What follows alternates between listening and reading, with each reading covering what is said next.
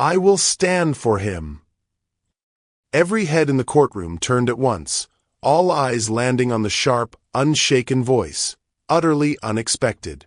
A young black woman stood at the back of the packed Manhattan courtroom. Her apron was still tied around her waist, marking her as clearly out of place among the sea of expensive suits. Sweat glistened on her forehead from her hurried journey across town. She clutched a worn leather portfolio to her chest, her knuckles white with determination. Some laughed, some scoffed, a few pulled out their phones to record. "Who is she?" someone whispered. "Probably the housekeeper," another voice sneered. "What's next?" "The janitor taking the bench." Laughter rippled through the gallery, but Eleanor Thompson didn't flinch. At 34, she had spent 12 years invisible in the shadows of wealth and privilege, had endured her share of condescension, but never had she felt the sting more sharply than in this moment, when everything she'd worked for, everything she believed in, hung in the balance of a single act of courage. Before we start, don't forget to hit that subscribe button, like the video, and comment where you are watching from. Your support helps us bring more powerful stories. And trust me, you won't want to miss them. Now let's continue. The alarm buzzed at 4:47 a.m. in the cramped studio apartment on 125th Street in Harlem, but Eleanor Thompson was already awake. She always was. Her internal clock had been calibrated by 12 years of arriving at the Bennett mansion before the family stirred, before the morning light touched the towering windows of their Upper East Side fortress. Eleanor swung her legs over the edge of the narrow bed, her bare feet finding the cold hardwood floor. At 34, she moved with the quiet efficiency of someone who had learned that invisibility was both survival and art. Her reflection in the cracked mirror showed that held secrets no one had ever bothered to ask about. She pulled her thick black hair into a simple bun, the same style she'd worn every day for over a decade. The November morning air bit through her wool coat as she stepped onto the subway platform at 125th Street.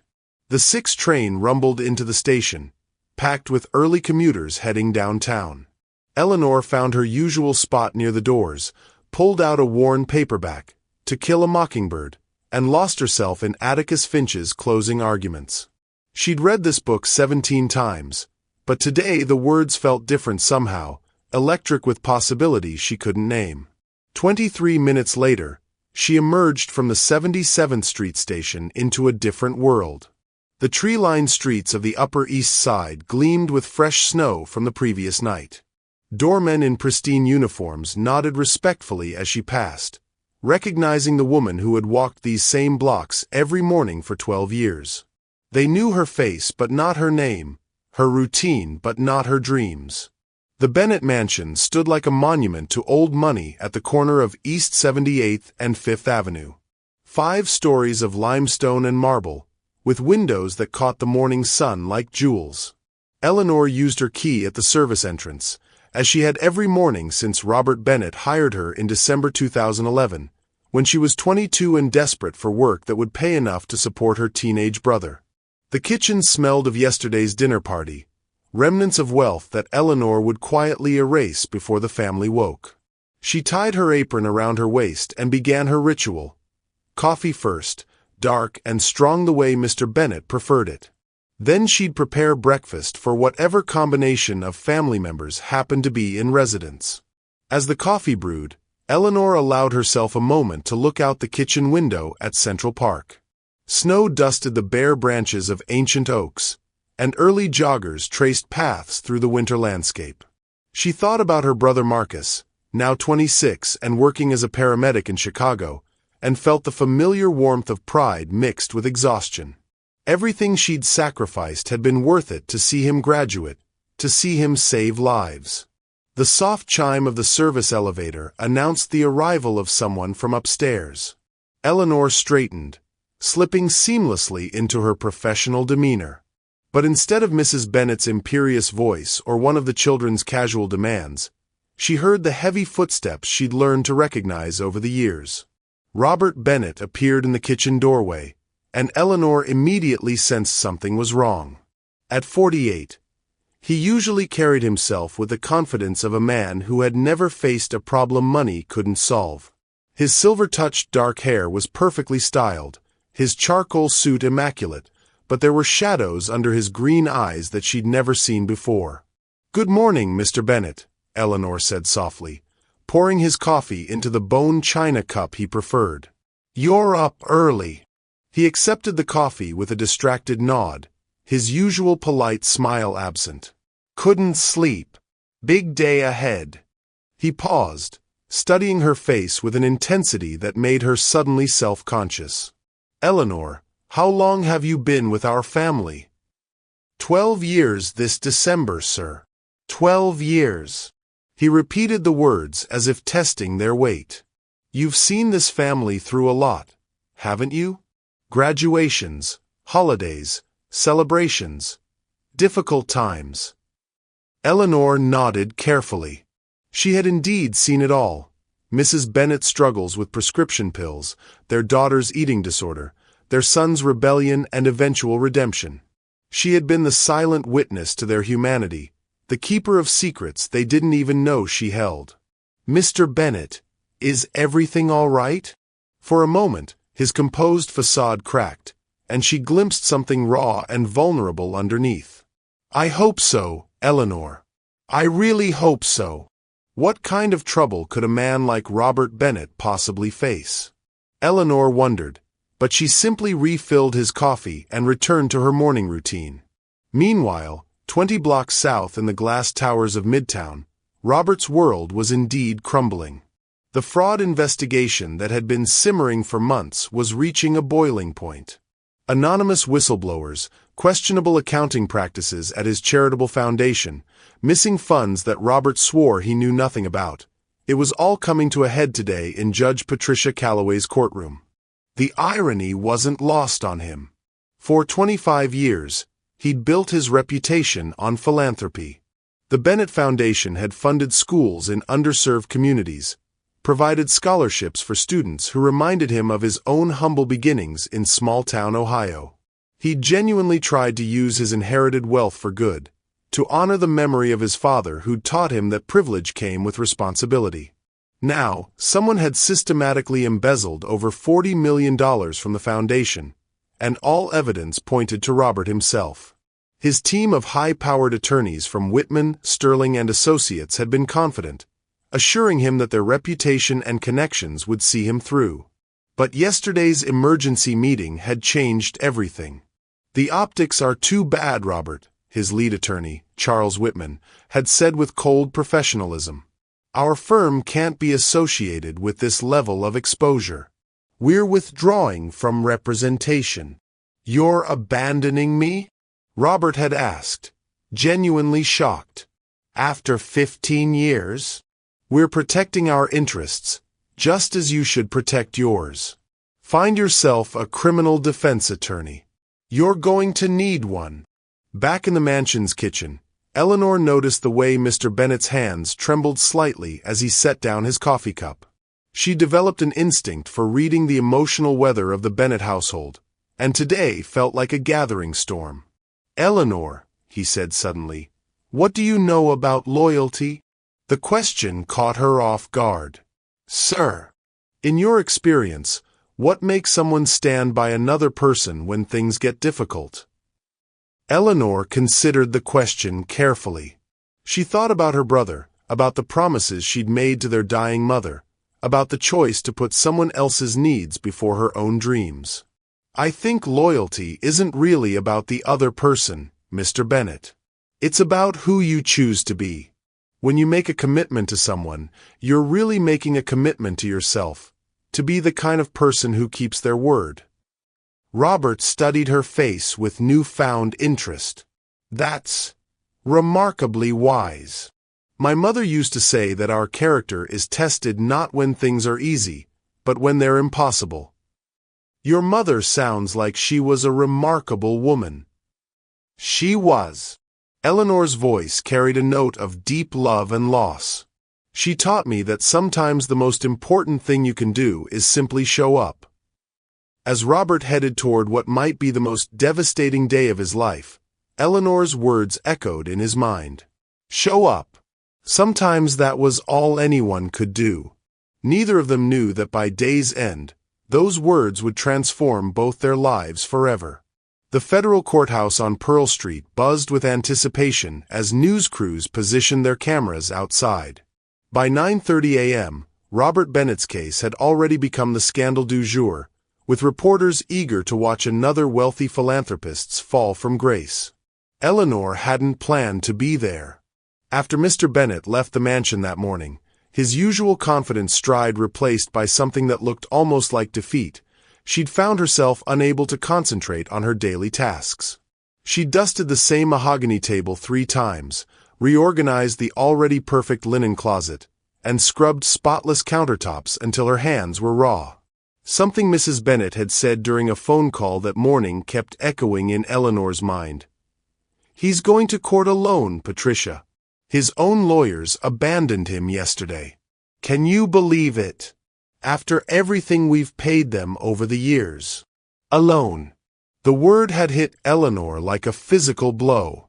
In 12 years, she'd never seen Mr. Bennett truly alone. He was always surrounded by advisors, family members, staff, sycophants. But today, when it mattered most, he would face his accusers with no one standing beside him.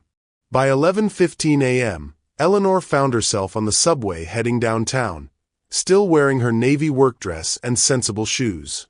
She'd left a note for Mrs. Bennett claiming a family emergency, not entirely a lie, since the Bennett family had become the only family she'd known for over a decade.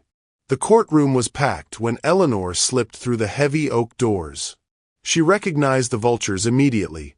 Reporters with their predatory smiles, business rivals who'd come to witness Robert's downfall, and curious socialites treating the proceedings like theater. Eleanor found a seat in the back, her heart pounding as she spotted Robert sitting alone at the defendant's table. He looked smaller somehow, diminished by the vast courtroom and the weight of accusation. His usually immaculate appearance was perfect as always, but Eleanor could see the tension in his shoulders, the way his hands gripped the edge of the table like a lifeline. Judge Patricia Calloway entered with the authority of someone who'd spent 30 years sorting truth from lies. At 62, she was known for her no-nonsense approach and her particular disdain for wealthy defendants who thought money could buy justice. Mr. Bennett, Judge Calloway's voice cut through the courtroom's murmur. I understand your legal representation from Whitman, Sterling and Associates has withdrawn from this case? Robert stood slowly, his voice steady despite everything. Yes, Your Honor. They withdrew yesterday evening. And do you have alternative representation prepared? The silence stretched like a held breath. Eleanor watched Robert's jaw tighten as he faced the reality of his situation. No, Your Honor. I'm currently seeking new counsel. A wave of whispers swept through the gallery. Judge Calloway's expression darkened. Mr. Bennett, you are facing federal fraud charges involving $43 million in misappropriated charitable funds. These are serious allegations that could result in 25 years in federal prison. The court cannot proceed with today's preliminary hearing without proper representation. Eleanor felt her chest tighten. 25 years. The number seemed impossible, monstrous. Your Honor, the prosecutor, a sharp-featured woman in her 40s named Assistant U.S. Attorney Rebecca Morrison, rose from her seat. The government objects to any further delays. Mr. Bennett has had months to secure adequate representation. His lawyer's withdrawal, likely due to the overwhelming evidence against their client, should not halt these proceedings. Judge Calloway nodded grimly. Mr. Bennett, I'm prepared to postpone these proceedings for exactly 72 hours to allow you to secure representation. However, I'm also prepared to appoint a public defender if you cannot afford private counsel. A cruel laugh echoed from the gallery, one of Robert's business rivals enjoying the spectacle of a billionaire being offered a public defender. Eleanor's hands clenched in her lap. Furthermore, Judge Calloway continued, Given the flight risk assessment and the serious nature of these charges, I'm revoking your bail pending this hearing. You'll be remanded to federal custody until— Your Honor.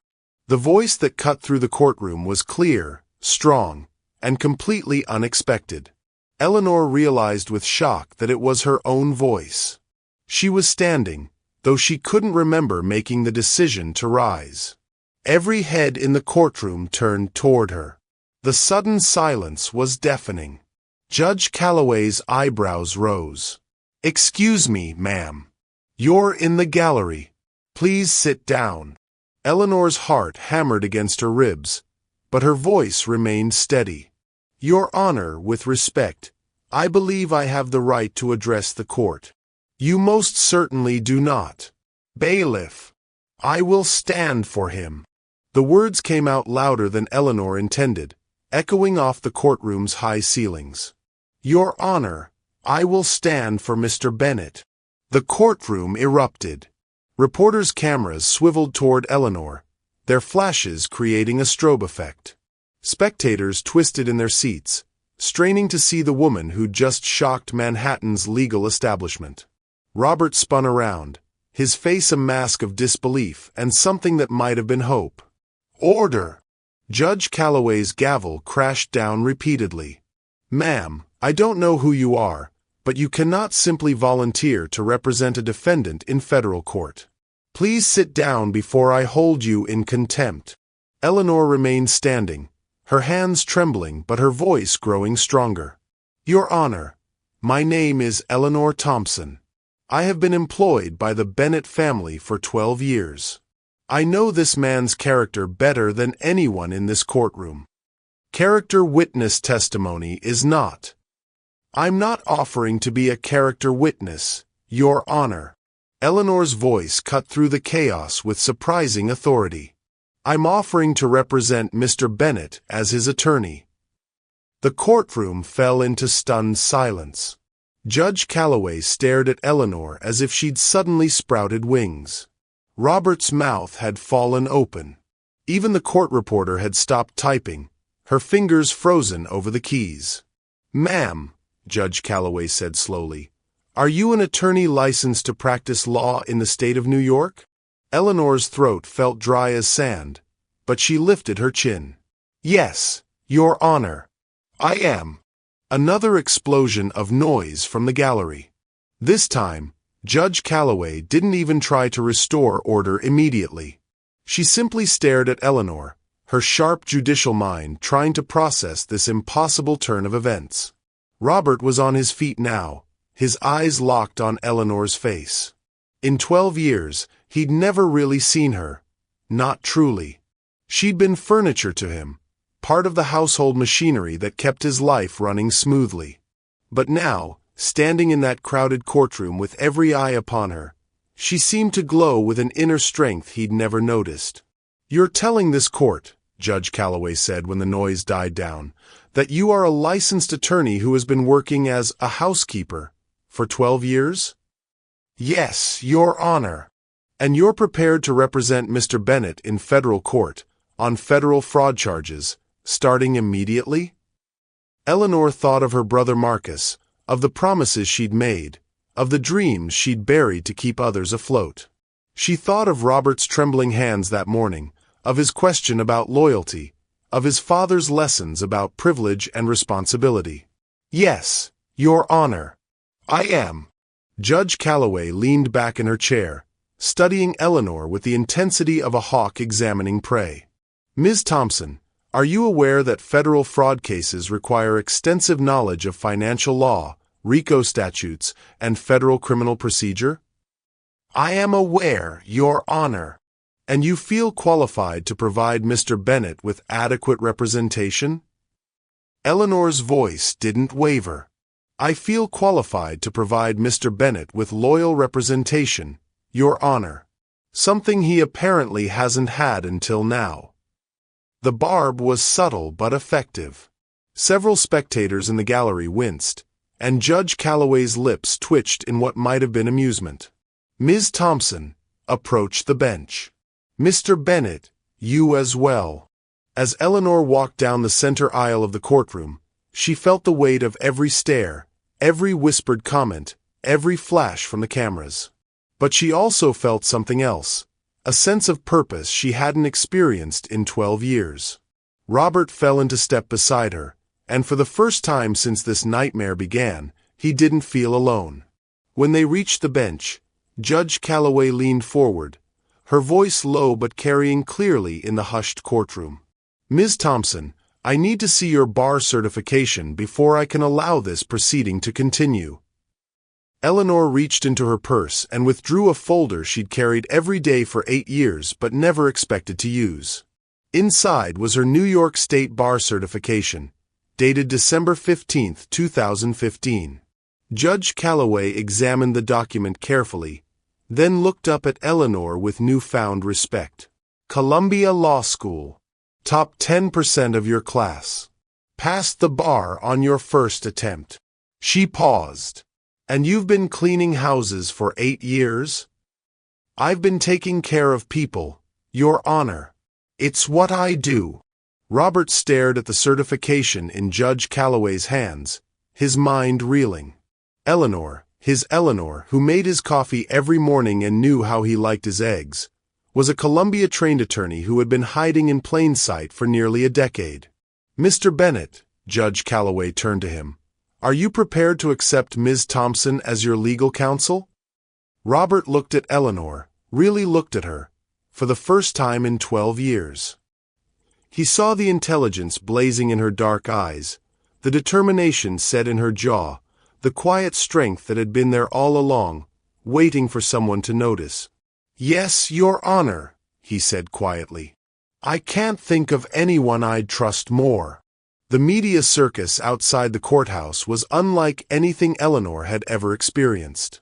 As she and Robert emerged from the federal building, camera flashes exploded like lightning, and reporters surged forward with the hunger of sharks scenting blood. "Ms. Thompson, Ms. Thompson, how long have you been practicing law in secret?" "Mr. Bennett, did you know your housekeeper was an attorney?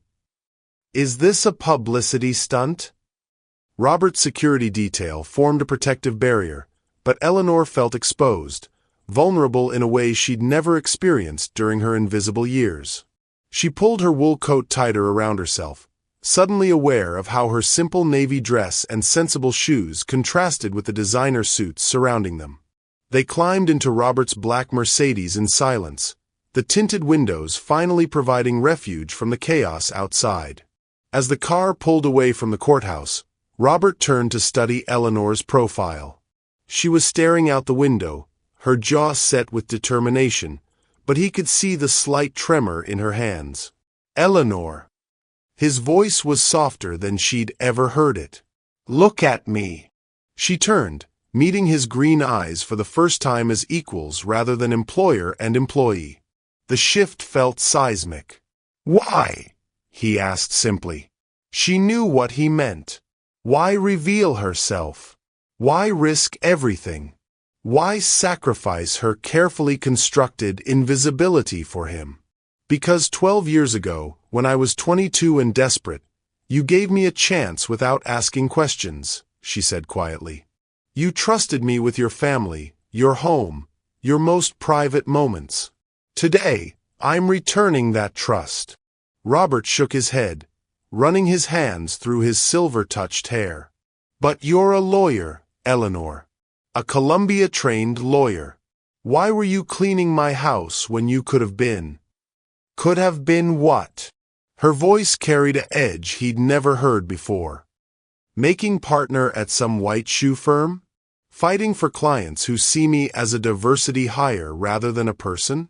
You think the legal world was waiting with open arms for a black woman from Harlem whose mother died of cancer and who had to drop out of school to raise her teenage brother?" The words hung between them like a challenge. Robert felt the comfortable assumptions of his privileged world shifting beneath him. "I tried the traditional path first," Eleanor continued, her voice growing stronger. "After I graduated law school, I sent out over 200 resumes. You want to know how many callbacks I got? 17.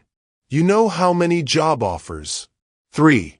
All from firms that wanted to check their diversity boxes by hiring someone they could underpay and overwork until I burned out or quit. Eleanor's hands were no longer trembling. The anger that had been buried for 8 years was finally surfacing, clean and sharp as broken glass. I took a position at Morrison, Clark and Associates. 60-hour weeks, impossible caseloads, and a salary that barely covered my student loans while Marcus was still in high school. When my mother got diagnosed with stage 4 pancreatic cancer, I asked for time off to care for her. They told me my career advancement would suffer if I wasn't fully committed to the firm. Robert felt something cold settle in his stomach. What did you do? I chose family. I quit the law to take care of my dying mother and finish raising my brother. When she passed 6 months later, I had medical bills that bankruptcy couldn't touch and a 17-year-old boy who needed stability more than I needed a career. The Mercedes pulled up to the Bennett mansion, but neither of them moved to get out. The familiar limestone facade looked different somehow, as if Eleanor's revelation had shifted the very foundation of reality. So you became a housekeeper, Robert said, understanding beginning to dawn. I became whatever I needed to be to survive and make sure Marcus could go to college. Your family paid well, offered health insurance, and let me live my life without questions. I thought it would be temporary, maybe a year or 2 until I could get back on my feet. But 12 years. Eleanor's laugh was bitter. Have you ever tried to explain an 8-year gap in your legal career? Sorry I've been out of the law, but I was busy keeping other people's lives together while mine fell apart. That doesn't exactly scream, hire me for partner track. Robert stared at his hands, shame washing over him in waves. All this time, you were qualified to be sitting across from me in boardrooms, not serving me coffee. I was exactly where I needed to be, Eleanor said firmly. Marcus graduated summa cum laude from Northwestern. He's a paramedic now, saving lives in Chicago. Every day I spent invisible in your house was a day he got to chase his dreams instead of worrying about survival. The silence stretched between them, heavy with years of missed understanding. Finally, Robert spoke. Eleanor, I need to ask you something, and I need you to be completely honest with me. She nodded. Do you believe I'm guilty? Eleanor studied his face. The man she'd watched for 12 years, who she'd seen comfort his children through nightmares, who donated anonymously to families in crisis, who treated every staff member with consistent respect even when he thought no one was watching. No, she said without hesitation. You're not guilty of fraud, but you are guilty of something else. Robert's eyebrows rose. What? You're guilty of trusting the wrong people. You're guilty of assuming that expensive lawyers and prestigious firms automatically mean competence and loyalty. You're guilty of not paying attention to the people closest to you who might have seen the warning signs. Her words stung because they were true. You saw warning signs? Eleanor nodded slowly. Your accountant, Gerald Hoffman. I've been cleaning his office during your home meetings for 3 years. I've seen him palm documents when he thought no one was looking. I've watched him redirect your attention away from certain line items in the foundation reports. I've noticed discrepancies between what he tells you and what's actually in the files. Robert felt the blood drain from his face. Why didn't you say anything? Because I was the help, Robert. Eleanor's use of his first name felt startling, intimate. When was the last time you asked for my opinion on anything more complex than dinner preferences? When did you ever indicate that my thoughts on your business dealings would be welcome or valued? The truth of her words hit him like a physical blow. In 12 years, he'd never once considered that the quiet woman who moved through his house might have insights worth hearing. He'd been surrounded by advisors and consultants, paying millions for expertise while ignoring the brilliant mind that observed his life more closely than anyone. My God, he whispered. You could have prevented this entire mess. Maybe. Or maybe I would have been dismissed as an overstepping employee who didn't know her place. Eleanor's voice carried years of accumulated frustration. The same way I'm probably about to be dismissed now. Robert turned to face her fully. What do you mean? Robert, be realistic. I just announced in federal court that I'm your attorney.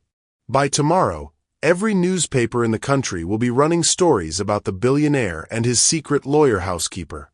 Your social circle will be scandalized. Your family will be humiliated. Your remaining business partners will question your judgment. She was right, and they both knew it. Robert's phone had been buzzing constantly during the car ride. Undoubtedly messages from board members, family friends, and business associates all demanding explanations for the spectacle at the courthouse. And when this is over, Eleanor continued, when we've cleared your name and restored your reputation, what then? Do I go back to making your coffee and pretending I never went to law school? Do we pretend this never happened? The question hung between them like a bridge neither knew how to cross. Their relationship had been fundamentally altered in the space of a single morning, and there was no roadmap for navigating the aftermath. Robert's phone buzzed again, and this time he glanced at it. The message was from his daughter Catherine. Dad, what the hell is happening? Call me immediately. They're all going to resist this, Robert said quietly. My family, my friends, my business associates. They're going to pressure me to get real representation and let you disappear back into anonymity. Eleanor nodded. I know.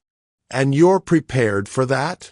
Eleanor thought of her brother Marcus, of the promises she'd made to her dying mother, of the 12 years she'd spent being strong for everyone except herself. I'm prepared to fight for you the same way I've been fighting for the people I love my entire life, she said. The question is, are you prepared to let me? The next morning arrived with the subtlety of a sledgehammer. Eleanor's face was plastered across the front page of the New York Post under the headline, Help Wanted, Billionaire's Secret Lawyer Maid. The Times was more restrained but no less devastating. Bennett Foundation fraud case takes unusual turn as housekeeper claims legal credentials. Eleanor stood in her Harlem apartment, staring at the newspapers spread across her small kitchen table. Her phone had been ringing since 5 a.m., reporters, old law school classmates, and neighbors all demanding explanations she wasn't sure she could give. At 7:30 a.m., her buzzer rang. She looked out the window to see Robert's Mercedes idling at the curb, looking as out of place on 125th Street as a diamond in a coal mine. Robert himself stood at her building's entrance, holding 2 coffee cups and what appeared to be every major newspaper in the city. We need to talk, he said when she opened the door. His usually perfect hair was disheveled, and his eyes were rimmed with red. He'd clearly slept as little as she had. Eleanor's studio apartment had never felt smaller than it did with Robert Bennett standing in it. His tall frame seemed to absorb all the available space, making her acutely aware of the modest surroundings. The Murphy bed folded against the wall, the tiny kitchenette, the single window that faced the fire escape. Nice place, he said, and she couldn't tell if he was being sincere or polite. It serves its purpose. Eleanor accepted the coffee gratefully. I assume you've seen the papers. Robert set his stack of newspapers on her small table. All of them. Plus about 50 phone calls from reporters, 12 messages from board members, and 1 very colorful voicemail from my ex-wife questioning my sanity. Eleanor winced. I'm sorry. I knew this would complicate your life, but I didn't anticipate. Eleanor.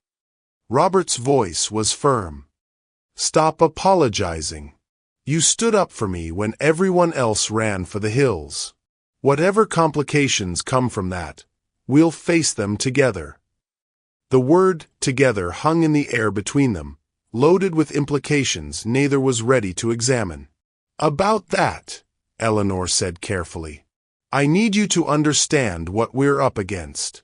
I've been out of active practice for 8 years. I know the law, but courtroom procedure has evolved. Discovery protocols have changed. I'll need to get up to speed fast, and I'll need resources. Robert pulled out his phone. Whatever you need. Money, research assistants, access to legal databases. It's not that simple. Eleanor sat down at her tiny table, gesturing for him to take the only other chair. Your former legal team has already poisoned the well. They've told everyone who'll listen that you're desperate and unstable, represented by unqualified counsel. Judge Calloway is going to scrutinize every motion I file with a microscope. So what do we do? Eleanor opened her laptop, a 3-year-old model she'd saved months to afford. We work. We work harder and smarter than anyone expects. We use the fact that they're underestimating us as an advantage. For the next 4 hours, they transformed Eleanor's modest apartment into a war room. Robert sat on her floor, surrounded by foundation documents and financial records, while Eleanor cross-referenced everything against federal regulations and precedent cases. Look at this, Eleanor said, highlighting a section of the Foundation's charter. Your accountant, Gerald Hoffman, had signing authority for transactions under $50,000. But these disbursements... She pointed to a series of entries. They're all $49,900. Just under the threshold. Robert leaned closer, his shoulder brushing against hers as he studied the screen. Eleanor felt a jolt of awareness that had nothing to do with legal strategy. That can't be coincidental, Robert said. It's not.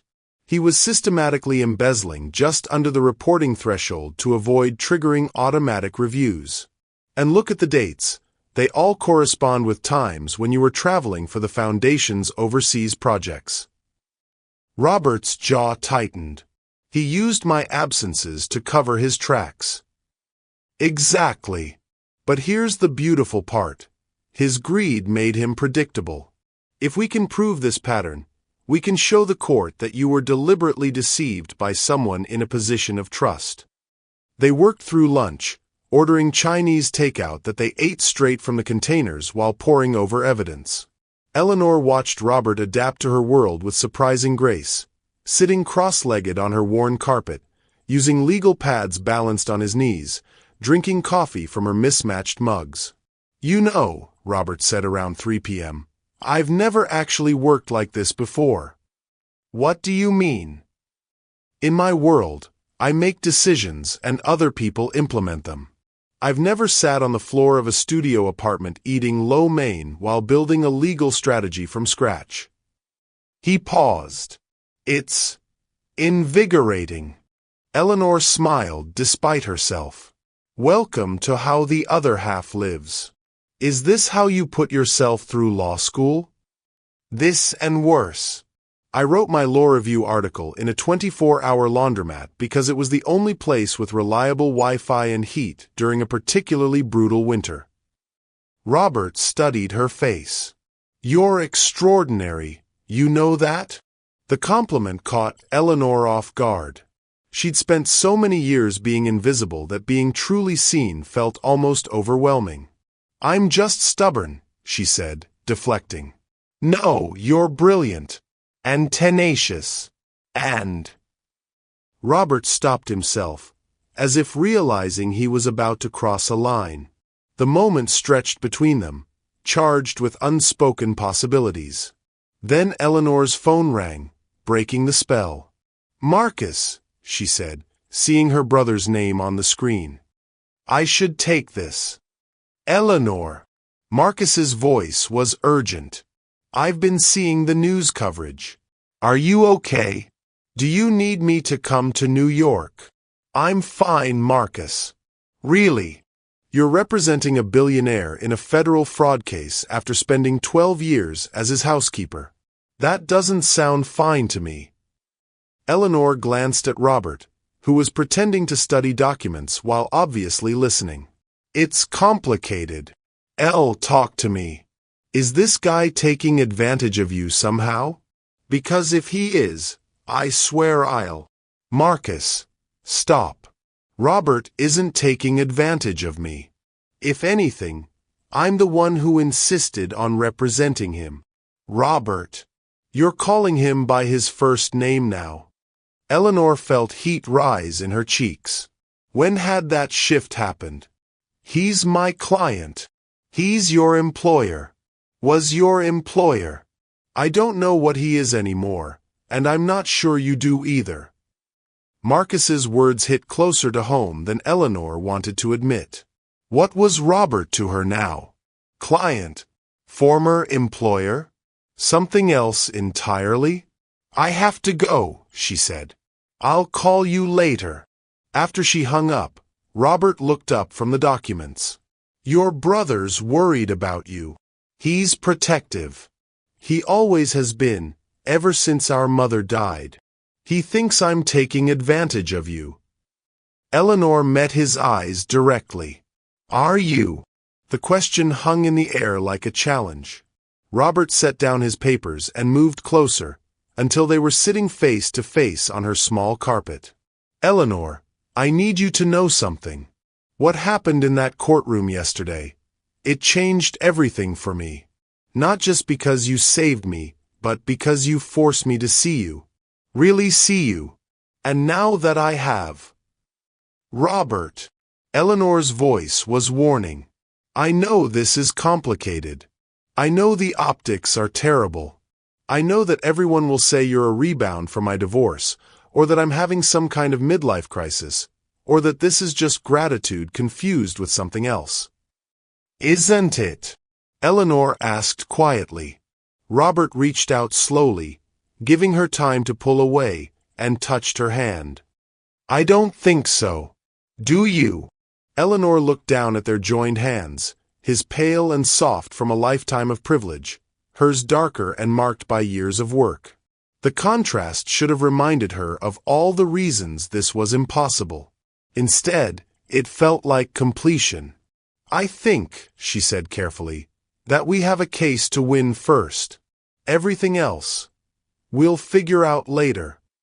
Robert smiled, the first genuine smile she'd seen from him since this whole ordeal began. Deal. But Eleanor. Yes. Later is coming sooner than you think.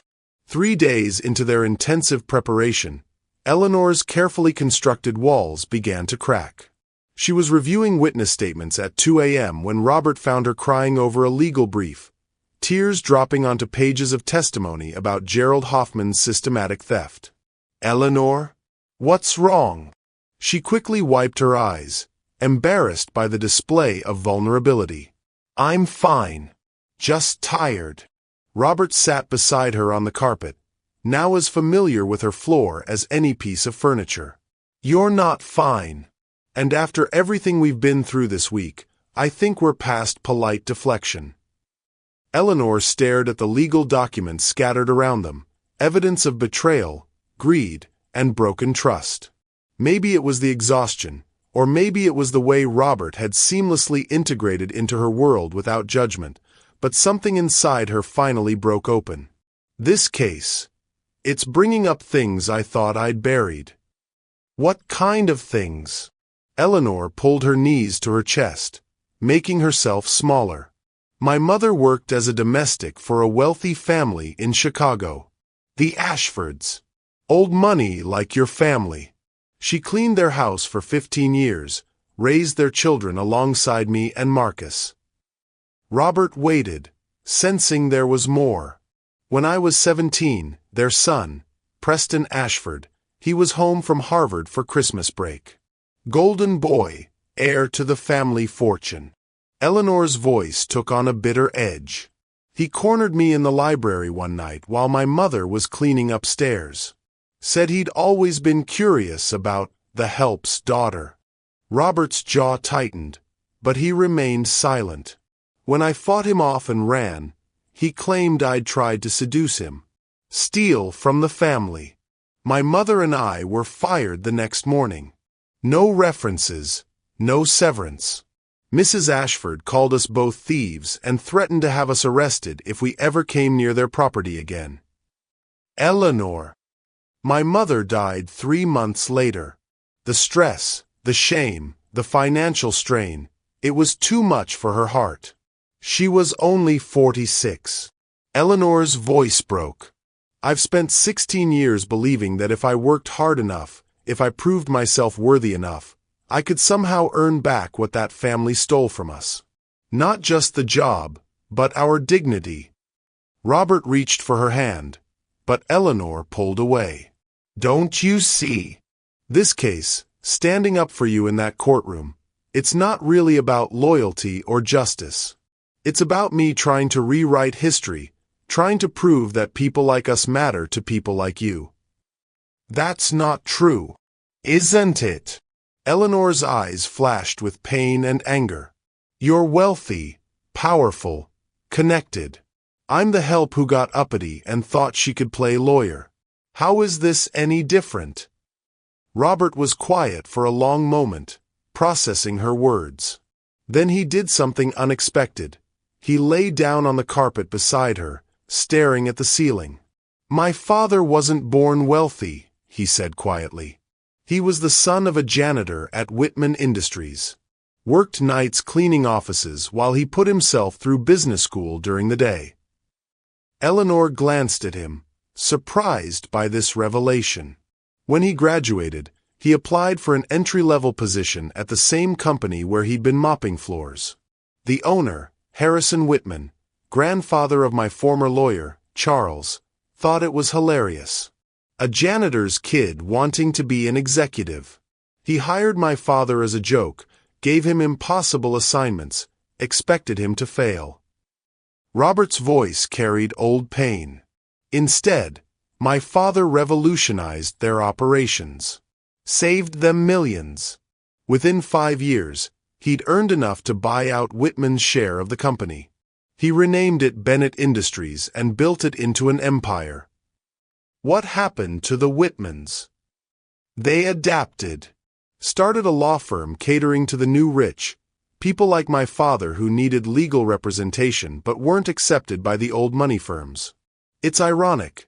Charles Whitman has spent his career serving people his grandfather wouldn't have allowed through the front door. Eleanor processed this information. Why didn't you tell me this before? Because I've spent my whole life trying to be worthy of inherited wealth I didn't earn. My father died when I was 12, and I've been carrying the weight of his expectations ever since. The foundation, the philanthropy, it's all been me trying to prove I deserved what he built. Robert turned to face her. But here's what I realized this week, watching you work, seeing your mind dissect evidence and build strategies. Worthiness isn't about where you come from or how much money you have. It's about what you do when tested. And Eleanor, you've been tested your whole life, and you've passed every time. Eleanor felt tears threatening again. You don't understand the whole story. Then tell me. She took a shaky breath. After my mother died, I applied for a scholarship to Northwestern Law. Got in on academic merit. But the scholarship was funded by. She couldn't finish. The Ashford family, Robert guessed. Eleanor nodded. Their charitable foundation. I found out during orientation. The irony was crushing. Getting my law degree with money from the family that destroyed mine. I almost dropped out. But you didn't. No. I decided to take their money and use it to become everything they said I could never be. I graduated top of my class, passed the bar on the first try, got hired by Morrison & Associates, a small firm that specialized in employment law and civil rights cases. What changed? Why did you leave law to become? To become your housekeeper? Eleanor's laugh was hollow. Because Marcus got sick. Leukemia. No insurance, no savings. The treatment costs were astronomical. Morrison was a good firm, but small firm salaries don't cover cancer treatment for a 20-year-old. Robert's eyes widened with understanding. I needed money fast, and I needed a flexible schedule for hospital visits. Domestic work paid better than you'd think, especially for families like yours who value discretion and reliability. I told myself it was temporary, just until Marcus got better. But he did get better. Why didn't you go back to law? Eleanor was quiet for a moment. Because somewhere along the way, I realized I was happy. Your family was kind to me, Robert. Not like the Ashfords. You treated me with respect, even if you didn't really see me. And I got to watch your children grow up, help Mrs. Bennet through her difficulties, be part of something stable and good. You gave up your legal career to take care of people who were strangers to you. You weren't strangers. You were family. A different kind of family, but family nonetheless. They lay in silence, both processing the weight of what had been shared. Then Robert spoke again. There's something else you need to know. About Gerald Hoffman and why he was able to embezzle so much money. Eleanor turned to face him. What do you mean? 3 years ago, my accountant recommended Hoffman as our new foundation treasurer. Said he came highly recommended by the Ashford Foundation in Chicago. Eleanor felt the blood drain from her face. What? I did some digging yesterday while you were at the law library. Gerald Hoffman worked for the Ashfords for 12 years before coming to work for us. Preston Ashford personally recommended him. The implications hit Eleanor like a physical blow. You think this is connected to what happened with my family? I think it's too much of a coincidence. A man recommended by Preston Ashford systematically steals from my foundation, and the evidence is structured to implicate me specifically. Meanwhile, my legal team, the Whitman firm, abandons me at the crucial moment. Eleanor sat up, her legal mind racing. If Preston Ashford orchestrated this, if he's been planning some kind of revenge against your family, then this isn't just about stolen money. It's about destroying everything my father built, everything I've tried to honor. But why? What would Preston Ashford have against your family? Robert's expression darkened. Because 25 years ago, my father's foundation gave you a scholarship. And 6 months later, you filed a police report against Preston Ashford for attempted assault. Eleanor's world tilted. How could you possibly know that? Because my father kept files on every scholarship recipient. He believed in following up on his investments in people. When I read your file yesterday, I found a letter from my father to the Chicago police chief, offering to pay for additional investigation into your case. The police chief was Preston's golf buddy. The investigation was buried. Your father tried to help me? He tried to get you justice. When that failed, he made sure you got the best possible legal education. He wanted you to have the tools to fight back. Eleanor stared at Robert, pieces of a 16-year-old puzzle finally clicking into place. So this case is Preston Ashford's attempt to destroy both of us. You, because you dared to report him and succeed despite his efforts to ruin you. Me, because my father tried to help you and represented everything Preston's family had lost. The new money that displaced the old guard. We're not just fighting for your freedom, Eleanor realized. We're fighting the same battle my mother lost 16 years ago. Robert reached for her hand again, and this time she didn't pull away. Except this time, we're going to win. The revelation about Preston Ashford changed everything between Eleanor and Robert. What had been a professional partnership born of desperation transformed into something deeper. A shared mission that bridged the gap between their different worlds. Eleanor woke the next morning on Robert's living room couch. Sunlight streaming through the tall windows she'd cleaned countless times but never truly appreciated from this angle. Robert was already awake, sitting in his armchair with 2 cups of coffee and a gentle smile that made her heart skip unexpectedly. "Good morning, counselor," he said, offering her a cup. "How did you sleep?" Better than I have in years, Eleanor admitted, accepting the coffee. It was perfect, exactly how she liked it, though she'd never told him her preference. How did you know I take cream and sugar? Robert's cheeks reddened slightly. I've been watching you make coffee for 12 years. I guess I picked up a few things. The simple admission hung between them, loaded with implications. Eleanor realized that while she'd thought herself invisible, Robert had been seeing her all along, not as a servant, but as a person worthy of attention and care. Robert, she began, then stopped. The formal Mr. Bennet felt wrong now, but his first name still felt strange on her tongue. It's okay, he said softly. We're equals in this. We always have been. I was just too blind to see it. They spent the morning reorganizing their case strategy with renewed purpose. Eleanor spread documents across the dining room table while Robert made breakfast, a role reversal that would have seemed impossible a week ago. She watched him crack eggs with the concentration of a man learning a new skill, his movements careful and deliberate. You don't have to cook for me, Eleanor protested when he placed a plate of scrambled eggs and toast before her. I want to, Robert replied simply. When's the last time someone cooked for you? Eleanor couldn't remember. Even as a child, she'd been the one preparing meals for Marcus while their mother worked double shifts. The gesture was so unexpected, so tender, that it brought tears to her eyes. Hey, Robert said, sitting beside her with his own plate. What's wrong? Nothing's wrong. That's just it. For the first time in 16 years, nothing feels wrong. They ate in comfortable silence, and Eleanor marveled at how natural this felt.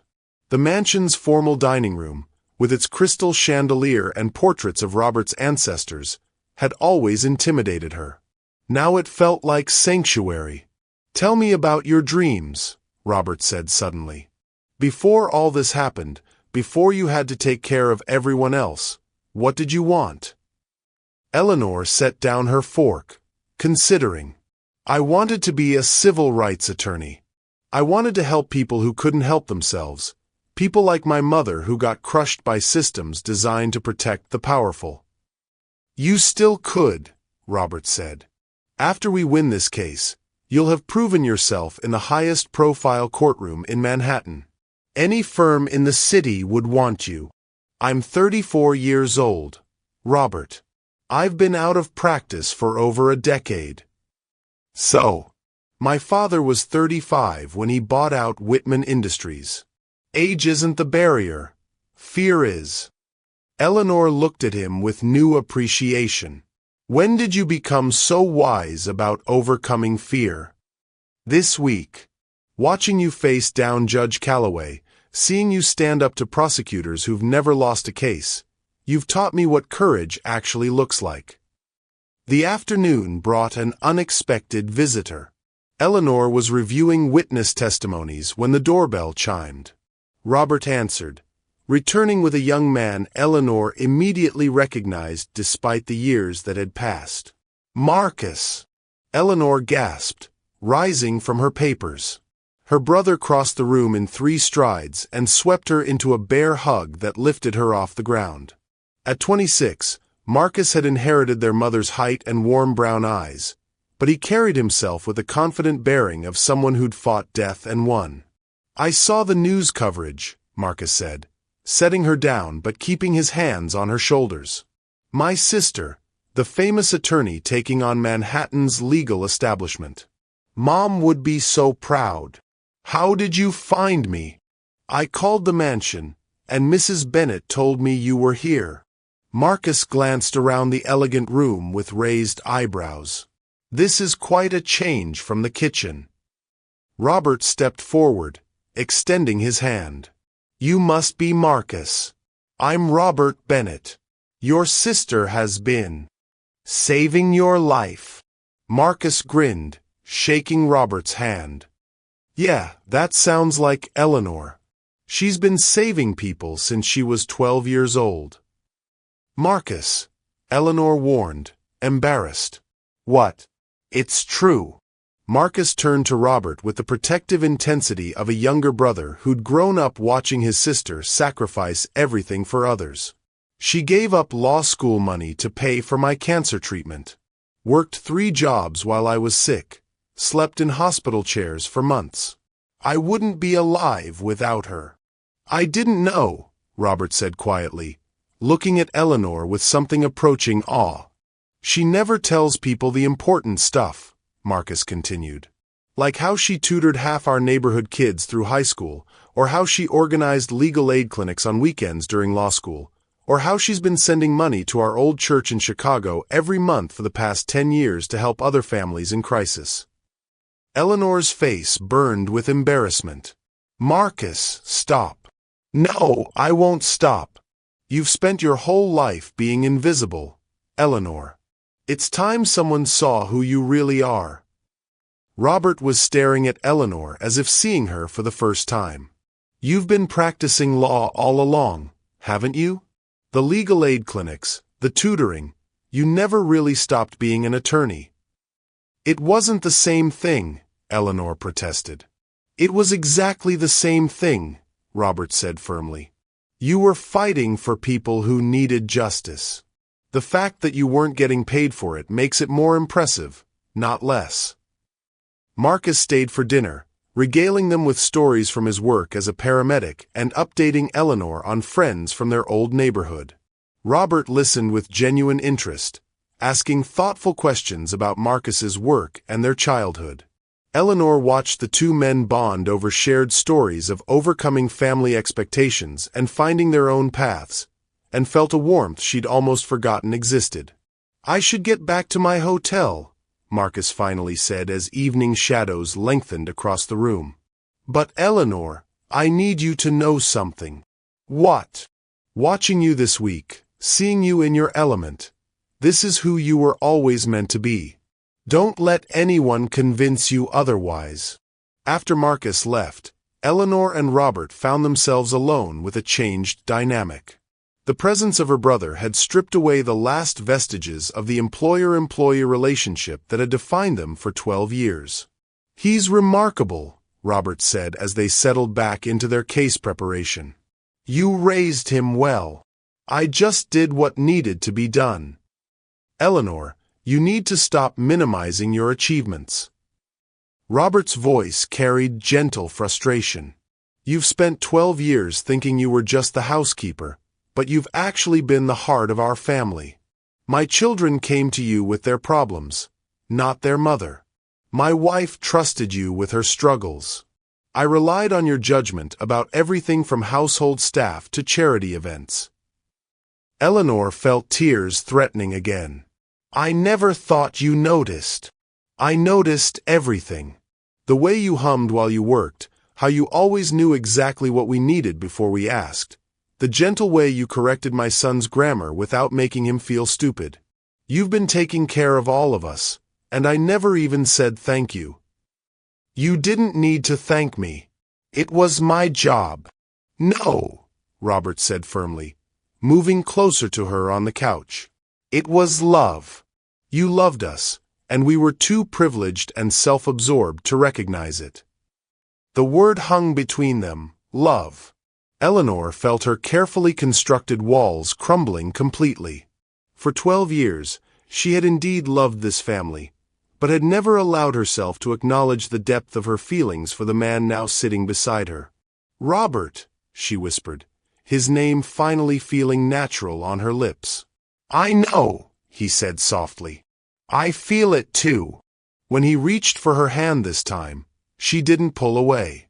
Instead, she interlaced their fingers and marveled at how perfectly they fit together. This is complicated, she said. Everything worthwhile is complicated. What happens after the trial? Win or lose, everything changes.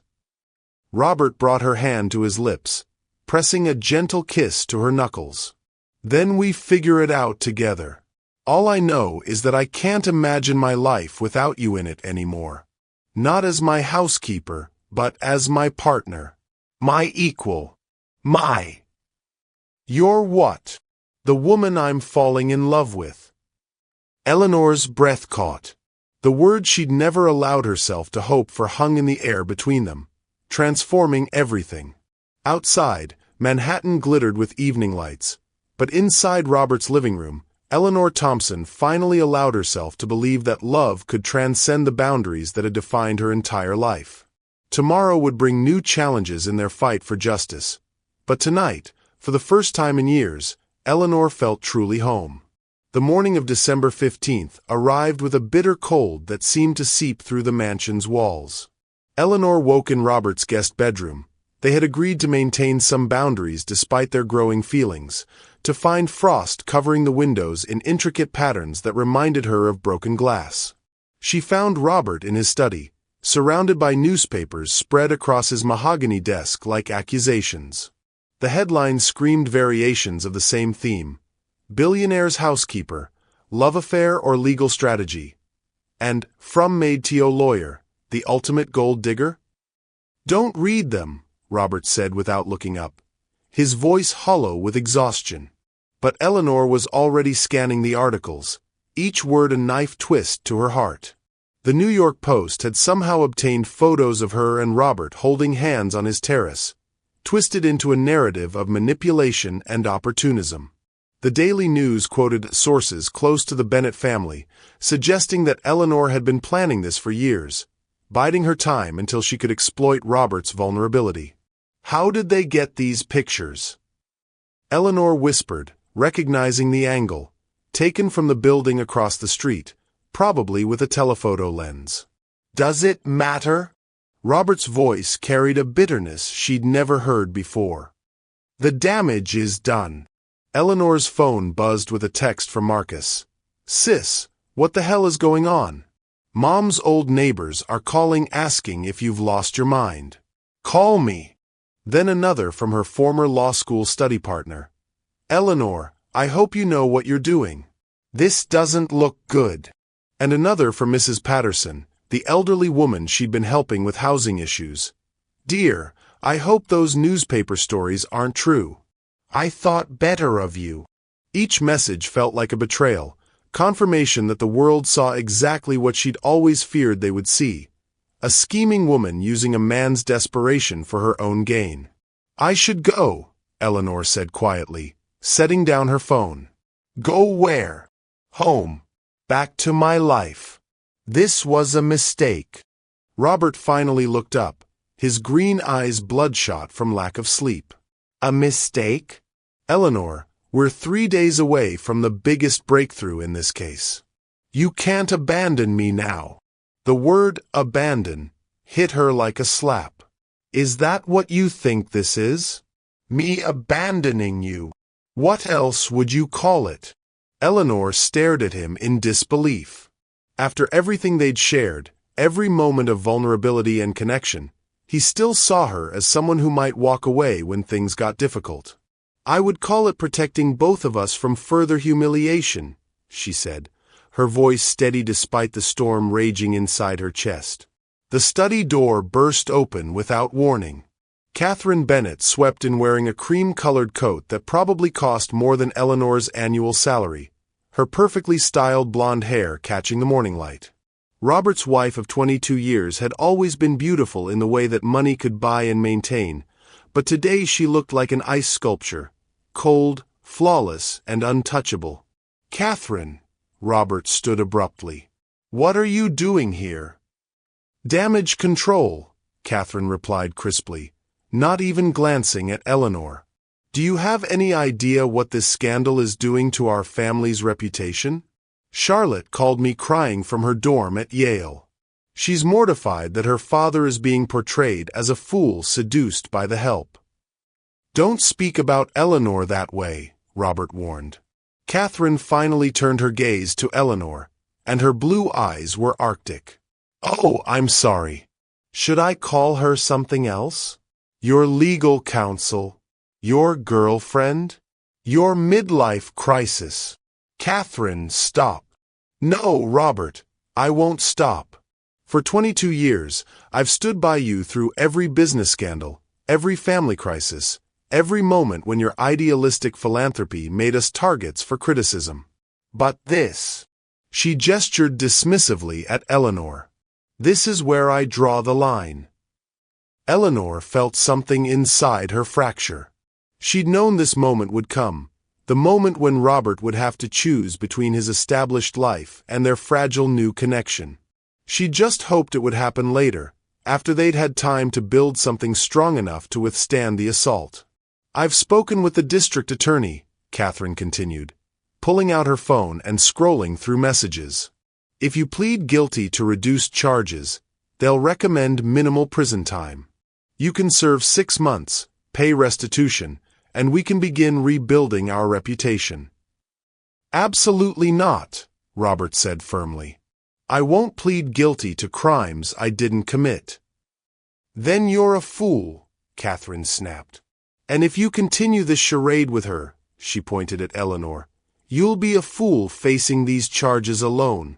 I'm filing for separation, Robert. I've already moved my things out." The silence that followed was deafening. Eleanor watched Robert's face cycle through shock, hurt, and finally, resignation. This was what she'd been afraid of, that loving her would cost him everything else. "Mrs. Bennet," Eleanor said quietly, "if I may." "You may not," Catherine cut her off. "You've done quite enough damage already." Eleanor's temper flared. For 12 years, she'd bitten her tongue, accepted disrespect, allowed herself to be treated as invisible. But not today. Not when her integrity was being questioned. "With respect, Mrs. Bennet, the only damage here is what you and your husband's former legal team have created by caring more about appearances than truth." Catherine's perfectly composed facade cracked slightly. "How dare you? How dare I what? Fight for justice? Use my education to help someone I care about? Or how dare I fall in love with a man who's shown me more respect in 2 weeks than his own family has in 12 years? The admission hung in the air like a bomb. Eleanor had said it, the words that made everything real and terrifying. Robert stared at her, something shifting in his expression. "Eleanor." But Catherine's laugh was sharp and cruel. "Love. Oh, my dear, is that what you call this? How convenient that your love surfaced just when Robert needed someone desperate enough to represent him for free." The accusation hit Eleanor like a physical blow. All her deepest fears about how the world would interpret her feelings crystallized in Catherine's mocking tone. "That's not," Eleanor started, but Catherine wasn't finished. "I've had you investigated, dear. Did you think I wouldn't? Dropped out of Columbia Law after 1 year. Couldn't even finish what you started. Working as domestic help for over a decade. Sending money to that brother of yours. Tell me, how much debt are you in? How much were you hoping Robert's gratitude might be worth?" Eleanor felt the blood drain from her face. Every sacrifice she'd made, every choice to put family before ambition, twisted into evidence of greed and manipulation. "Catherine, enough," Robert said, but his voice lacked conviction. "Is it true?" he asked Eleanor, and she heard the doubt creeping into his tone. "About Columbia Law School?" Eleanor met his eyes, seeing the man she'd fallen in love with warring with the billionaire who'd been trained to suspect everyone's motives. "Yes, it's true. I dropped out after my first year when Marcus was diagnosed with cancer." "And you never told me? When would I have told you? During the 12 years when you never asked about my background? Or during the past 2 weeks when I was too busy saving your life to provide my complete academic transcript?" Robert flinched at the accusation, but Catherine pressed her advantage. "You see, Robert, she's been lying by omission from the beginning. How do you know she's not working with whoever really stole that money? The perfect inside woman, someone who's been in our home for years, observing, planning." "Stop." Eleanor's voice cut through Catherine's speculation like a blade. "Just stop." She looked between Robert and Catherine, seeing doubt bloom in Robert's eyes like poison. After everything they'd shared, every moment of connection and vulnerability, He was actually considering his wife's accusations. "You want to know the truth?" Eleanor's voice was steady now, strengthened by righteous anger. "The truth is that I have loved this family for 12 years, despite being treated like furniture. I sacrificed my education to save my brother's life, and I'd make the same choice again. I've worked 16-hour days to keep your household running smoothly, listened to your children's problems, covered for your wife's prescription drug issues, and maintained your family's secrets with absolute loyalty." Robert's face went pale. "Eleanor, don't. No, I'm done protecting people who won't protect me." She turned to Catherine. "You want to question my motives? Fine. But don't you dare question my character or my love for your husband. I stood up in that courtroom because I believe in justice, not because I wanted anything from him." Catherine's smile was triumphant. "Then prove it. Walk away. If you really love him, you'll leave before you destroy what's left of his reputation." Eleanor felt her heart shatter completely. The woman she'd served faithfully for over a decade was asking her to abandon the man she loved to save him from the scandal of loving her back. She looked at Robert, waiting for him to defend her, to choose her, to prove that their love was worth fighting for. But Robert remained silent, his face a mask of conflicted uncertainty. In that silence, Eleanor found her answer. "You're right," she said quietly, removing the case files from her bag and placing them on Robert's desk. "I should go." As she walked toward the door, Eleanor heard Robert call her name, but she didn't turn around. Some wounds went too deep for words to heal. 3 days passed in a haze of regret and silence. Eleanor returned to her Harlem apartment, but the space felt foreign after weeks of living in Robert's world. She sat at her small kitchen table, staring at the Columbia Law School alumni magazine that had arrived in her mail, a cruel reminder of the path not taken, the dream deferred. Her phone buzzed constantly with calls from reporters, but she ignored them all. The only call she answered was from Marcus. "Eleanor, what the hell happened?" His voice carried across the miles from Chicago, filled with protective anger. "I've been reading these articles, and they're destroying you. Do you want me to come to New York?" "No, Marcus. I'm fine." "You're not fine. I can hear it in your voice. Talk to me, sis." Eleanor closed her eyes, remembering the little boy she'd raised, the man whose life she'd saved by sacrificing her own dreams. "I fell in love with the wrong man at the wrong time." "The billionaire." "Eleanor, you've been working for his family for 12 years. How is this sudden?" "It's not sudden. I think I've been in love with him for years. I just never let myself acknowledge it until he needed me." She laughed bitterly. "Pathetic, right? Not pathetic. Human." Marcus's voice softened. "But Eleanor, you've spent your whole life taking care of other people. When do you get to be taken care of?" The question hit her like a revelation.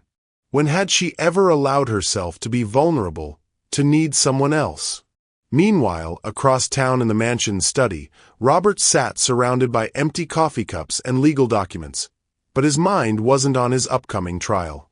It was on the look in Eleanor's eyes when she'd walked away, hurt so deep it had physically made him ache. Catherine had moved back into the house after Eleanor left, sleeping in their master bedroom as if nothing had changed. But everything had changed. Robert found himself unable to look at his wife without remembering how casually she'd dismantled Eleanor's character, how easily she'd twisted 12 years of loyalty into manipulation. "Are you going to sulk forever?" Catherine asked from the doorway, perfectly dressed for lunch at the country club. "I'm preparing for my trial." "Your trial that you're going to lose because you let your emotions cloud your judgment."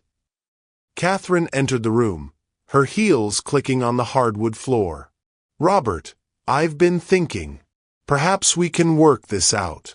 You plead to reduce charges, serve minimal time, and when you're released, we'll renew our vows."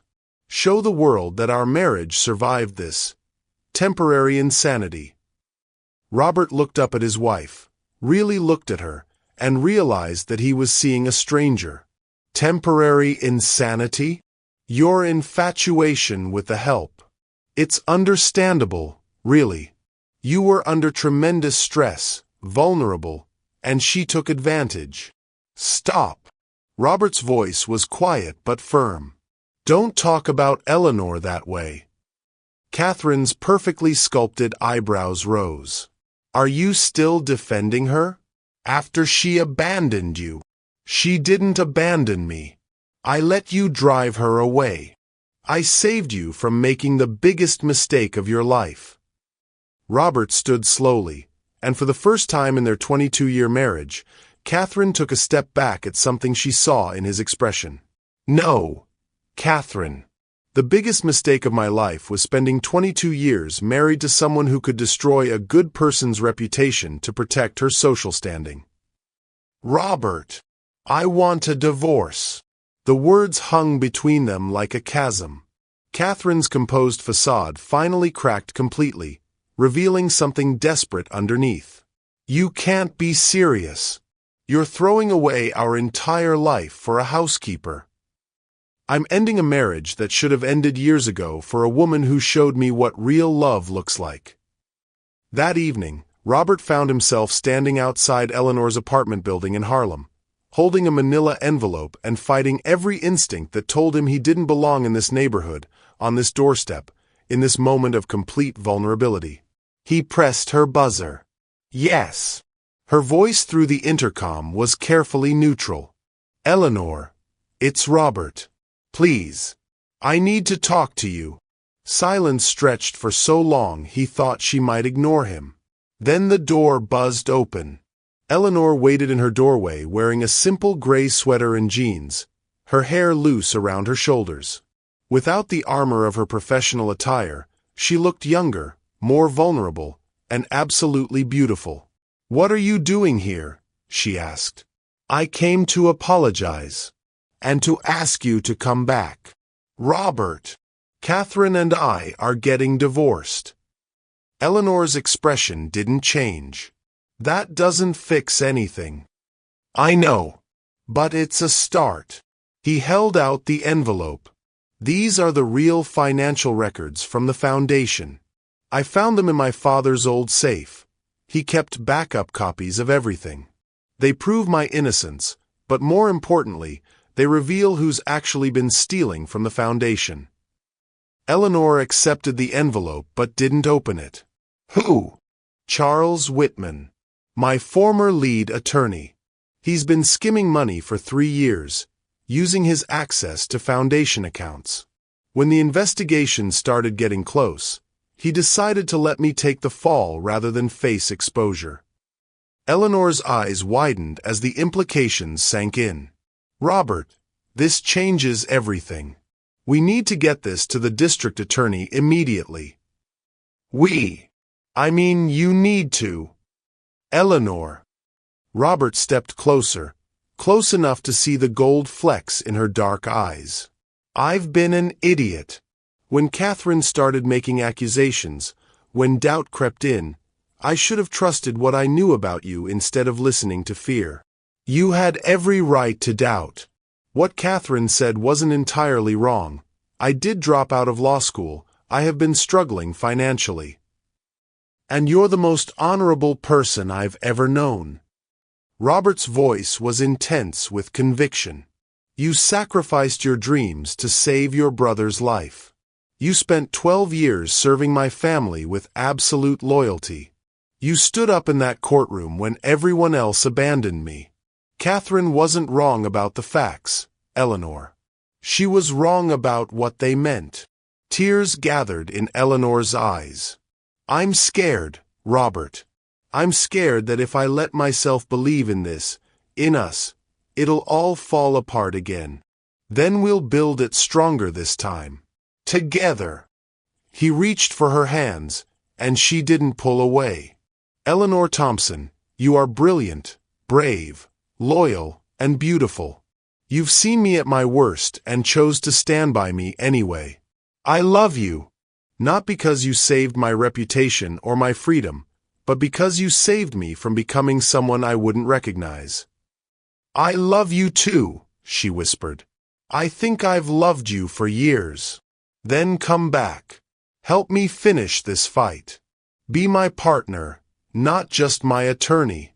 Eleanor looked down at the envelope in her hands, evidence that would clear the man she loved and bring justice to those who tried to destroy him. She thought about her mother's words. Sometimes the most important thing you can do is simply show up. Okay, she said. But we do this right. No more hiding. No more pretending this is just professional. If we're going to be partners, we're going to be real partners. Robert's smile was radiant. Are you proposing to me, counselor? Eleanor laughed, the sound bright and free. I'm proposing that we stop being afraid of what people think and start fighting for what we believe in. I accept your proposal, Robert said, pulling her into his arms. All of it. As they held each other in the doorway of her small apartment, both of them knew that the real battle was just beginning. But for the first time in days, they were ready to face it together. The next morning, they would walk into that courthouse hand in hand, armed with truth and united by love. But tonight, they simply held each other and remembered what it felt like to be chosen, to be loved, to be home. 1 year later, the same Manhattan courthouse where Eleanor had first declared, "I will stand for him," now buzzed with a different energy. Today wasn't about criminal trials or desperate last stands. Today was about celebration, vindication, and new beginnings. Eleanor stood before the mirror in the courthouse's private conference room, adjusting the collar of her navy blue suit. The same suit she'd worn that fateful day 12 months ago, but everything else had changed. Her hair was styled in elegant waves that framed her face, and the diamond engagement ring on her left hand caught the December sunlight streaming through the windows. You ready for this, counselor? Robert asked from behind her, his reflection joining hers in the mirror. He wore a charcoal gray suit that complemented her navy, and his green eyes sparkled with the contentment of a man who had found his true home. I've been ready for this my whole life, Eleanor replied, turning to face him. I just didn't know it. They were here for the final hearing in the Charles Whitman case. The evidence Eleanor and Robert had uncovered had led to a federal investigation that revealed a web of corruption spanning multiple law firms and charitable organizations. Whitman had pleaded guilty to embezzlement, fraud, and conspiracy charges just last week, accepting a 12-year prison sentence in exchange for his cooperation in exposing the larger scheme. But more than legal vindication awaited them today. In 30 minutes, Judge Patricia Calloway would perform their wedding ceremony in the same courtroom where their love story had truly begun. A soft knock interrupted their moment. Marcus Thompson entered, looking distinguished in his dress uniform. He'd taken leave from his Chicago paramedic job to walk his sister down the aisle. You two ready to make this official? He asked, his grin wide with joy.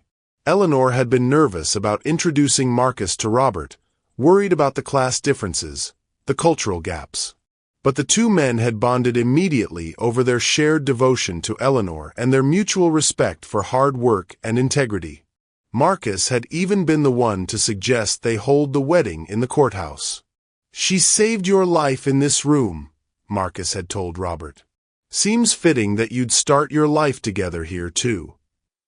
Now, as the three of them prepared to enter the courtroom, Eleanor felt overwhelmed by gratitude. Her brother was here, healthy and proud. The man she loved stood beside her, no longer hiding their relationship from the world. And in just a few moments, she would become Mrs. Eleanor Bennett, not because she was trading her identity for security, but because she was choosing to build a future with someone who saw her true worth. Mrs. Bennett, Robert said softly, testing the sound of her new name. I like how that sounds. I like how it feels, Eleanor replied. The courtroom was intimate rather than packed. Robert's children, Caroline and Matthew, sat in the front row, their initial shock at their father's choice having evolved into genuine affection for Eleanor. They'd spent the past year getting to know the woman who had been part of their household for so long, but whom they'd never really seen. Behind them sat a carefully chosen group of friends and family. Eleanor's former Columbia Law School roommate had flown in from California. Several members of the Bennett Foundation's board attended, along with the teachers and students from the schools the foundation supported. People whose lives had been touched by Robert's genuine philanthropy. Judge Calloway entered wearing her formal robes, her expression warm but official. At 72, she had presided over thousands of cases, but this wedding held special meaning. She had witnessed the moment when Eleanor's courage had changed everything. "When I agreed to perform this ceremony," Judge Calloway began, "I did so because I've rarely seen such a powerful demonstration of love, loyalty, and moral courage as I witnessed in this courtroom 1 year ago. Eleanor Thompson, soon to be Eleanor Bennett, you reminded all of us that true character isn't about wealth or status, but about standing up for what's right, especially when it's difficult." Eleanor felt tears prick her eyes as the judge continued. "Robert Bennett, you learned that love isn't about being comfortable or maintaining appearances. It's about recognizing worth in unexpected places and having the courage to fight for what matters most." The ceremony was simple but profound. When they exchanged vows, Eleanor's voice was strong and clear. "Robert, you taught me that dreams deferred are not dreams denied. You showed me that love doesn't diminish us. It reveals who we truly are. I promise to stand by you not just in crisis, but in joy, in growth, in the quiet moments that make a life." Robert's vows brought tears to more than one set of eyes. "Eleanor, you saved my life in ways I'm still discovering. You showed me that real strength comes from service, that wisdom comes from sacrifice, and that love, true love, sees past everything superficial to the heart of who we are. I promise to spend the rest of my life proving worthy of your faith in me." When Judge Calloway pronounced them husband and wife, the courtroom erupted in applause.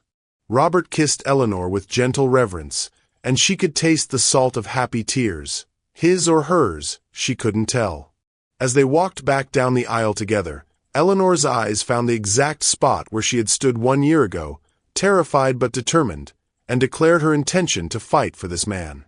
The scared young woman who had surprised herself with her own courage felt like a different person now. Not because she'd changed fundamentally, but because she'd finally been seen for who she truly was. The reception was held at the Rainbow Room, high above Manhattan's glittering streets. As evening fell and the city lights twinkled below them, Eleanor and Robert shared their first dance as husband and wife to Etta James, at last. "No regrets," Robert murmured against her ear as they swayed together.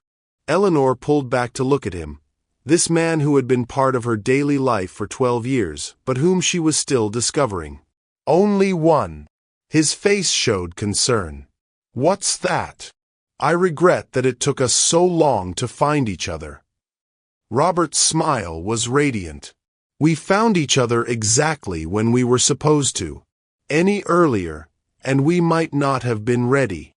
As midnight approached and the celebration wound down, Eleanor stood by the windows looking out at Central Park below. The same park she'd gazed at from the Bennett kitchen window thousands of times, wondering what her life might become. Robert joined her, slipping his arms around her waist from behind. "What are you thinking about, Mrs. Bennett?" "About that little girl from Harlem who used to ride her bike past this building and dream about what it would be like to live in a world like this. She never imagined she'd belong here because someone chose to love her exactly as she was." "You've always belonged here, Eleanor. It just took the rest of us a while to recognize it." Eleanor leaned back against her husband's chest, feeling the steady rhythm of his heartbeat. Tomorrow they would start their new life together. Not as employer and employee, not as classes divided, but as partners in every sense of the word. Eleanor would continue practicing law, taking on cases for those who needed strong advocates. Robert would rebuild the foundation with new safeguards and Eleanor as his co-director. But tonight, they were simply two people who had found their way to love through loyalty, courage, and the willingness to see past society's expectations to the truth of their hearts. "I love you, Robert Bennet," Eleanor whispered. "I love you too, Eleanor Bennet. Forever." Outside, snow began to fall on the city where a housekeeper's courage had transformed into a love story that would inspire them both for the rest of their lives. Sometimes the most important thing you can do is simply show up. And sometimes, showing up changes everything. Love finds a way when we have the courage to stand up for what's right.